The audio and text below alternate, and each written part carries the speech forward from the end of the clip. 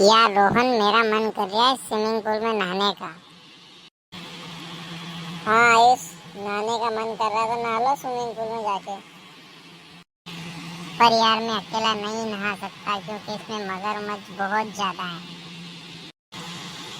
हाँ, इस मगरमच्छ है इसमें तो मैं गांड मेरी भी फटती है। मैं क्या कर सकता हूँ। भाई तू कुछ मत कर, तेरी गांड फट रही है तो मैं जा रहा हूँ मेरे घर पे नहाऊंगा मैं आराम से। वहां पर मेरी गांड वांड नहीं फटेगी। तो वहाँ का भोसड़ा जाना है तो जा, मैं क्या मना कर रहा हूँ तेरे को। मैं थोड़ी ना बोला कि स्विमिंग पूल में नहाने चल। भोसड़ी का बात कर रहा है। रोहन, तेरे को समझा रहा हूँ मैं, गाली मत दे, तेरे माँ चोद दूंगा बेटे 2 मिनट में। क्या तू जानता नहीं है लंड के क्या उज्जैन वाले बोलते हैं हमको।